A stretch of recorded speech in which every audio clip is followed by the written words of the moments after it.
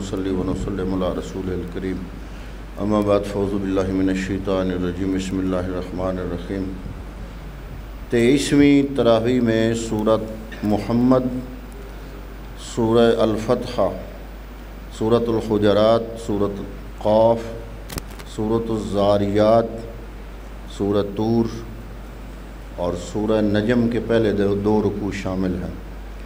ان آیات طیبات کا مفہوم یہ ہے۔ سورہ محمد کا مرکزی مضمون جہاد کی تعلیم دینا ہے، چونکہ حضور صلی اللہ علیہ وسلم کی ذات گرامی مذہبی جبر کے خاتمے کا نام ہے، جس کا ذریعہ جہاد ہے، اس لیے سورہ مبارکہ کا نام سورہ محمد رکھا گیا ہے، اور یہ سورۃ مبارکہ مدنی ہے۔ سورۃ مبارکہ کی ابتدا ایمان کے اعتبار سے لوگوں کی دو قسموں سے کرتے ہوئے فرمایا کہ جن لوگوں نے کفر کیا اور لوگوں کو راہ خدا سے روکا، ان کی تمام محنتیں برباد ہو گئیں، لیکن جو لوگ ایمان لائے پھر انہوں نے نیک کام کیے، اور جو حق حضور صلی اللہ علیہ وآلہ وسلم پر نازل کیا گیا انہوں نے اسے بھی مانا، تو اللہ تعالیٰ ایسے لوگوں کی غلطیوں پر پردے ڈال دے گا اور ان کی حالت سنوار دے گا۔ ان کا انجام اس لیے مختلف ہوا کہ ایک گروہ نے باطل کی پیروی کی اور دوسرے نے حق کی تصدیق کی، اس لیے اللہ تعالیٰ نے لوگوں کو ان کے حالات سے آگاہ کر دیا۔ آیت نمبر 15 میں جنت کی نہروں کے احوال بیان کرتے ہوئے فرمایا کہ اس میں ایسے پانی کی نہریں ہیں جس کا ذائقہ کبھی نہیں بدلے گا، اور ایسے دودھ کی نہریں ہیں جو پینے والوں کے لیے لذت ہی لذت ہے، اور شفاف شہد، اس میں ہر قسم کے پھل اور اللہ کی طرف سے بخشش کی بشارت ہوگی۔ ان نعمتوں کو پانے والا اس بدبخت کی طرح نہیں ہوگا جو سدا دوزخ میں رہے گا اور کھولتا ہوا پانی پیے گا جو اس کی آنتوں کو ٹکڑے ٹکڑے کر دے گا۔ منافقوں کا یہ حال اس لیے ہے کہ وہ بظاہر تو آپ کی بات بڑے کان لگا کر سنتے ہیں، پھر ایک دوسرے سے تمسخرانہ انداز میں کہتے ہیں انہوں نے ابھی کیا کہا تھا، یعنی یہ جملہ بولتے ہیں اور ایک دوسرے کے سامنے ایک دوسرے کو تمسخرانہ انداز میں مذاق کرنے کے انداز میں دیکھتے ہیں۔ ایسے ہی لوگوں کو اللہ گمراہ کر دیتا ہے اور ایمان والوں کے لیے ہدایت کے دروازے کشادہ کر دیتا ہے۔ یہ قیامت کے منتظر ہیں، اس کی نشانیاں تو آ گئیں، بھلا قیامت کے آنے پر یہ کیسے نصیحت پائیں گے۔ یہاں پر یہ سورہ تمام ہوئی۔ اب آگے سورہ فتح۔ سورہ فتح مدنی ہے اور یہ صلح حدیبیہ کے بعد نازل ہوئی۔ اس سورہ مبارکہ کا مرکزی مضمون مسلمانوں کو فتح و کامرانی کی بشارت دینا ہے۔ صلح حدیبیہ میں چونکہ اس قسم کی شرطیں تھیں کہ کئی صحابہ کرام جو ہے وہ اندر سے پریشان ہو گئے، اور انہوں نے حضور کے سامنے عرض بھی کیا کہ آپ نے ساری شرائط مکے کے مشرکوں کی مان لی ہیں، اس میں تو ہماری شکست ہے۔ تو اللہ نے یہ سورہ فتح نازل فرمایا شکست نہیں ہے، ظاہری شکست نظر آ رہی ہے، حقیقت میں تمہاری فتح ہے۔ سورہ مبارکہ کا آغاز اسی فتح مبین کے تذکرہ سے کرتے ہوئے فرمایا کہ ہم نے آپ کو روشن فتح دی تاکہ اللہ تعالیٰ اس کے ذریعے سے آپ پر لگائے گئے تمام الزامات ختم کر دے، اور جس فتح کی اس میں بشارت دی گئی وہ فوراً بعد ہوئی۔ پھر صلح حدیبیہ کے فوراً بعد خیبر کی جنگ ہوئی، جس میں اللہ تعالیٰ نے مسلمانوں کو فتح عطا فرمائی۔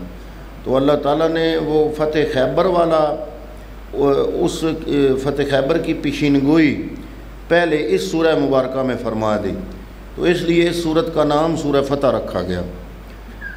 تو فرمایا کہ ہم نے آپ کو روشن فتح دی تاکہ اللہ تعالیٰ اس کے ذریعے سے آپ پر لگائے گئے تمام الزامات ختم کر دے، یعنی جب آپ کو فتوحات ملیں گی تو پھر ساحر، کاہن، مجنون وغیرہ کے تمام الزامات اپنے آپ ختم ہو جائیں گے۔ صرف ماضی کے الزامات ہی ختم نہیں ہوں گے، مستقبل میں لگنے والے الزامات بھی بے جان ہو جائیں گے، اور اس کے ذریعے سے اللہ تعالیٰ آپ پر اپنی نعمتیں پوری کرنا چاہتا ہے اور آپ کو منزل مقصود تک پہنچانا چاہتا ہے۔ اور یہ نصرت الہی کا بہت بڑا مظہر ہے، یہ جو حدیبیہ ہوئی ہے، یہ نصرت وہی رب قدیر فرما رہا ہے جس نے ان سخت حالات میں مومنوں کو اطمینان قلب عطا فرمایا تاکہ ان کے ایمان کو مزید کیفیات جو ہیں وہ اس کی واضح ہو جائیں۔ اے رسول معظم، جو لوگ آپ کی بیعت کرتے ہیں وہ دراصل اللہ تعالیٰ کی بیعت کرتے ہیں۔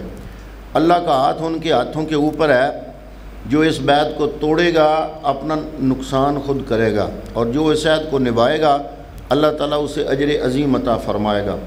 آیت نمبر 18 سے بیعت رضوان کا تذکرہ کرتے ہوئے، یہ بیعت رضوان اسی جگہ ہوئی جہاں صلح حدیبیہ جب ہوئی تھی، بیعت رضوان کا تذکرہ کرتے ہوئے فرمایا کہ اللہ تعالیٰ یقیناً ان ایمان والوں سے راضی ہو گیا جنہوں نے درخت کے نیچے آپ کی بیعت کی۔ اللہ تعالیٰ ان کے دلوں کے حال سے خوب واقف تھا، تو اس نے انہیں سکینت عطا فرمائی، یعنی دل کا سکون، طمانینت قلبی، اور انہیں انعام میں ایک قریبی فتح اور بہت سا مال غنیمت دیا۔ یہاں فتح سے مراد فتح خیبر ہے۔ اللہ تعالیٰ نے تم سے بہت سے مال غنیمت کا وعدہ کیا ہے، اس نے فوری تمہیں یہ فتح دے دی اور لوگوں کے ہاتھوں کو تم سے روک دیا تاکہ اللہ تعالیٰ کی عظمت پر یہ نشانی بن جائے۔ ہاتھوں کو روک دیا کا مطلب یہ ہے کہ جب فتح خیبر ہو گئی تو پورے عرب کے خطے میں دھاک بیٹھ گئی مسلمانوں کی، تو پھر اس کے بعد یہ تاثر ہو گیا کہ کوئی ہمیں مسلمانوں کی طرف میلی آنکھ سے نہیں دیکھ سکتا تھا۔ اللہ تعالیٰ تمہیں اور بھی بہت سی فتوحات سے نوازے گا جو ابھی تمہاری دسترس میں نہیں، اور اللہ جو چاہے اس پر قادر ہے۔ آیت نمبر 29 میں صحابہ کرام کے اوصاف اور کمالات کو بیان کیا، لیکن اس کی ابتدا حضور صلی اللہ علیہ وآلہ وسلم کی رسالت کے بیان سے فرمائی کہ آپ اللہ تعالیٰ کے رسول ہیں، کیونکہ مشرکین نے معاہدہ حدیبیہ میں آپ کے اسم گرامی کے ساتھ رسول اللہ کے الفاظ لکھنے پر اعتراض کیا تھا۔ وہ جو حدیبیہ کا معاہدہ لکھا جا رہا تھا نا، تو دو فریقوں کا نام لکھنا تھا نا، تو کوئی مشرکین مکہ ایک فریق اور دوسرا فریق حضور نبی کریم صلی اللہ علیہ وسلم کا نام جب لکھا گیا محمد الرسول اللہ، انہوں نے اعتراض کیا، انہوں نے کہا کہ ہمارا تم سے اختلاف ہی رسول اللہ پہ ہے، تم لکھو محمد بن عبداللہ۔ تو اس کا ذکر کیا کہ اسم گرامی کے ساتھ رسول اللہ کے الفاظ لکھنے پر اعتراض کیا تھا، تو آپ کی رسالت کو اللہ تعالیٰ نے اس سورہ پاک میں خود بیان فرمایا۔ سورہ الحجرات مدنی صورت ہے۔ مکی اور مدنی صورتوں میں ایک فرق ہے، جو مکی صورتیں عموماً وہ توحید پر دلائل، قیامت پر دلائل، مشرکوں کے خلاف دلائل، ایک رب پر کے ہونے پر دلائل، اس عقائد پر مشتمل ہے۔ اور مدنی صورتوں میں جو بنیادی فرق ہے وہ یہ ہے کہ مدنی صورتوں میں روزمرہ کے حالات و واقعات پہ نصیحتیں اور وضاحتیں بیان فرمائی گئی ہیں اور ہدایات دی گئی ہیں، کیونکہ ایک باقاعدہ ریاست قائم ہو گئی تھی مدینے کی، تو اس حوالے سے مدنی صورتوں میں معاشرتی حوالے سے رہنمائی ہے۔ تو اس سورہ مبارکہ کا مرکزی مضمون آداب کی تعلیم دینا ہے۔ وہ آداب خاصہ ہوں یا آداب عامہ، پہلے حضور صلی اللہ علیہ وسلم کی بارگاہ اقدس کے آداب سکھا کے آداب خاصہ کی تعلیم دی، پھر عام مسلمانوں کے حوالے سے آداب عامہ کی تعلیم دی، آداب بارگاہ نبوی یعنی آداب خاصہ۔ سورہ مبارکہ کی ابتدا حضور صلی اللہ علیہ وسلم کی بارگاہ اقدس کے آداب کی تعلیم سے کرتے ہوئے فرمایا، اے ایمان والو، کسی بھی طریقے سے اللہ تعالیٰ اور اس کے رسول سے آگے نہ بڑھو، اور اللہ سے ڈرتے رہو، اللہ تعالیٰ سب کچھ سننے والا، جاننے والا ہے۔ اے ایمان والو، اپنی آوازیں رسول کریم صلی اللہ علیہ وآلہ وسلم کی آواز سے اونچی نہ کرو، اور آپ کو ایک دوسرے کی طرح اونچی آواز سے نہ پکارو، جیسے ایک دوسرے کا نام لے کر اونچی آواز سے پکارتے ہو ایسے میرے نبی کو نہ پکارو، تمہارے اعمال برباد نہ ہو جائیں اور تمہیں شعور بھی نہ ہو، اور لوگ بارگاہ رسالت میں اپنی آواز کو پست کرتے ہیں، ایسے ہی لوگوں کے دلوں کو اللہ تعالیٰ نے تقوی کے لیے چن لیا ہے، ان کے لیے بخشش اور بہت بڑا اجر ہے۔ اور جو آپ کو حجروں کے باہر سے پکارتے ہیں، یہ بھی نہیں ہے کہ وہ حضور اندر کمرے میں اور آپ باہر کھڑے ہوں، اور باہر کھڑے ہو کے بولا، بدو تھے نا بہت سارے، ان میں کئی لوگ آ جاتے تھے اور وہ پکارتے تھے، تو اللہ تعالیٰ کو یہ بات بھی بری لگی، برداشت نہیں کی، اللہ کو گوارا نہیں ہوئی، تو اللہ نے فرمایا بھی کسی طریقے سے بلاؤ میرے نبی کو۔ تو لوگ بارگاہ رسالت میں اپنی آوازوں کو پست کرتے ہیں، ایسے ہی لوگوں کے دلوں کو اللہ تعالیٰ نے تقوی کے لیے چن لیا ہے۔ فرمایا اگر تم میرے نبی کی کا ادب کرو گے تو میں تمہارے دلوں میں تقوی کی دولت پیدا کروں گا، ان کے لیے بخشش اور بہت بڑا اجر ہے۔ اور جو آپ کو حجروں کے باہر سے پکارتے ہیں وہ بے عقل ہے، اگر وہ آپ کے باہر نکلنے تک آپ کا انتظار کرتے تو ان کے لیے بہت بہتر ہوتا۔ یعنی کہ باہر بیٹھ جاؤ، اگر حضور سے ملاقات کرنی ہے آوازیں نہ دو، اپنی مرضی سے حضور باہر آئیں تو ملاقات کرو، تو یہ تمہارے لیے بہتر ہے۔ اور اللہ تعالیٰ بخشنے والا، رحم فرمانے والا ہے۔ آداب خاصہ تھے یہ، اب آداب عامہ کی بات کی۔ عام معاشرے میں لوگوں کے ایک دوسرے کے ساتھ جو معاملات ہیں وہ بھی ان کے آداب بتائے۔ آیت نمبر 6 سے آداب عامہ کا ذکر کرتے ہوئے فرمایا کہ فسق کی بات کی تحقیق کر لیا کرو تاکہ تمہیں ندامت نہ اٹھانی پڑے۔ یہ تم پہ اللہ کا کرم ہے کہ اس نے تمہارے دلوں میں ایمان کی محبت پیدا کر دی اور کفر و فسق سے نفرت پیدا کر دی۔ اس نعمت کی قدر کرو، یہ اللہ تعالیٰ کا بہت بڑا فضل ہے۔ لڑنے والوں میں صلح کروا دیا کرو اور زیادتی کرنے والوں سے لڑو یہاں تک کہ وہ حق کی طرف لوٹ آئے، اور اگر وہ لوٹ آئے تو ان کے درمیان انصاف سے صلح کرو، اور تمام مومن آپس میں بھائی بھائی ہیں، ان کے درمیان صلح کروایا کرو تاکہ تم پر رحم کیا جائے۔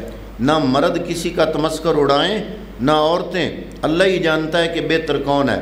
نہ طعنہ زنی کرو، نہ برے القاب سے پکارو، بدگمانیوں سے بچا کرو، کسی کے عیبوں کی ٹو میں نہ رہا کرو، ایک دوسرے کی غیبت نہ کیا کرو۔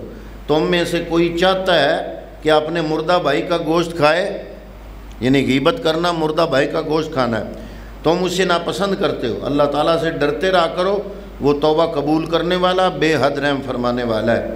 اے لوگو، ہم نے تمہیں ایک مرد اور ایک عورت سے پیدا کیا، پھر تمہاری قومیں اور قبیلے بنا دیے تاکہ تم ایک دوسرے کو پہچان سکو۔ اللہ تعالیٰ کے نزدیک تم میں سب سے زیادہ عزت والا وہ ہے جو اللہ سے زیادہ ڈرنے والا ہے، اور اللہ سب کچھ جاننے والا، ہر چیز سے باخبر ہے۔ آگے ایمان کے آداب بیان فرمائے۔ آیت نمبر 14 سے ایمان کے آداب واضح کرتے ہوئے فرمایا کہ بدو احسان جتلاتے ہیں کہ وہ ایمان لے آئے تو فرما دیں کہ تم ایمان نہیں لائے، تم نے صرف ہتھیار ڈالے ہیں۔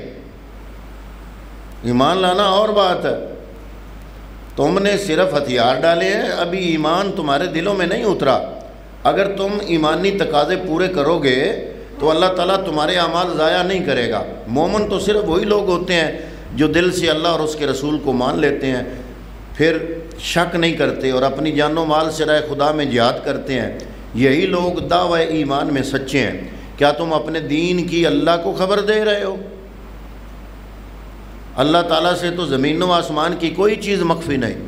تم اسلام لانے کا احسان نہ جتاؤ، اگر تم سچے ہو تو تمہیں اللہ تعالیٰ کا شکر گزار ہونا چاہیے کہ اس نے تمہیں ایمان لانے کی توفیق عطا فرمائی۔ اب آگے سورہ قاف۔ سورہ قاف مکی صورت ہے، اس میں مختلف طریقوں سے آخرت کو ثابت کیا گیا۔ دیکھا، مکی آتی گئی تو آخرت آ گئی۔ تو فرمایا بزرگی والے قرآن کی قسم، منکرین نے کسی دلیل کی بنیاد پر نہیں جھٹلایا، بلکہ انہیں اس پر تعجب ہے کہ ان میں انہی میں سے ایک پیغمبر آ گیا۔ انہیں دوبارہ زندگی پر بڑا تعجب ہو رہا ہے، جبکہ ہم ان کے وجود کے ذرے ذرے سے واقف ہیں۔ اس دن شیطان کہے گا میں نے گمراہ نہیں کیا، یہ تو خود ہی گمراہی کا رسیہ تھا۔ تو اللہ تعالیٰ فرمائے گا یہاں نہ جھگڑو، میں نے تمہیں عذاب سے آگاہ کر دیا تھا، میری بات بدلی نہیں جاتی اور میں کسی بندے پر ذرہ برابر بھی زیادتی نہیں کرتا۔ آج شیطان بھی اور ان کا کہنا ماننے والے بھی سارے اس دن ہم دوزخ سے کہیں گے کیا تو بھر گئی، اور وہ کہے گی کیا کوئی اور بھی ہے، حال میں مزید۔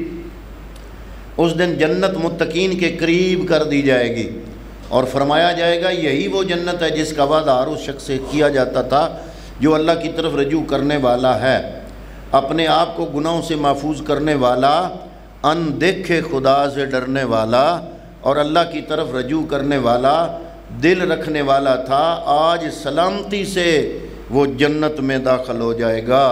یہی ابدی زندگی کا دن ہے۔ اب آگے سورہ الذاریات۔